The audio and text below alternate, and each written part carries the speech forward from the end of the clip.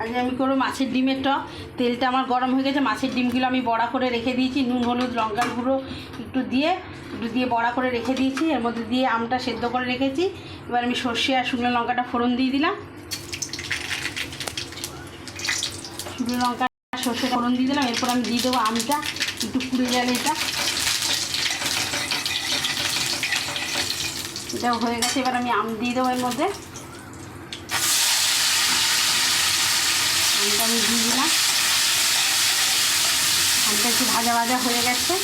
এবার আমি সর্ষেটা চিড়ে করে রেখে দিয়েছি, দিয়ে দেবো। সর্ষেটা জলে গুলে রেখে দিয়েছি,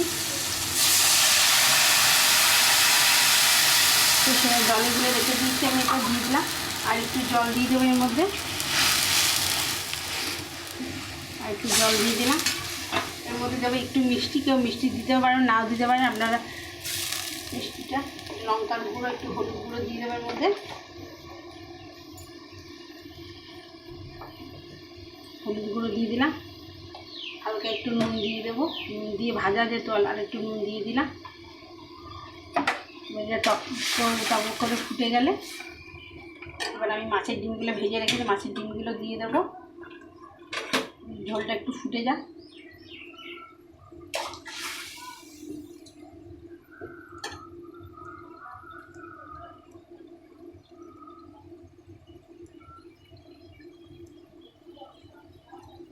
ঝোলটা ফুটে এসেছে, আমি এবার ডিমগুলো দিয়ে দেবো এর মধ্যে। দিয়ে টকবক করে ফুটে গেলে আমি নামিয়ে দেবো এটাকে।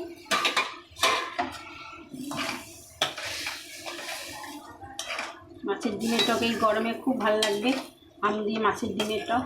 মাছের ডিমগুলো আমি নুন হলুদ লঙ্কার গুঁড়ো দিয়ে ভালো করে ভেজে রেখে দিয়েছিলাম।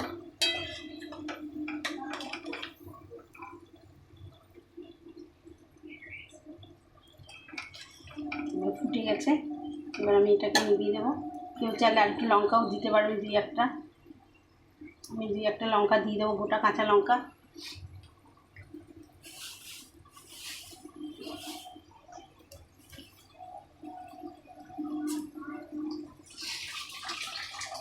আমি গোটা লঙ্কা দিয়ে দিলাম দুই একটা।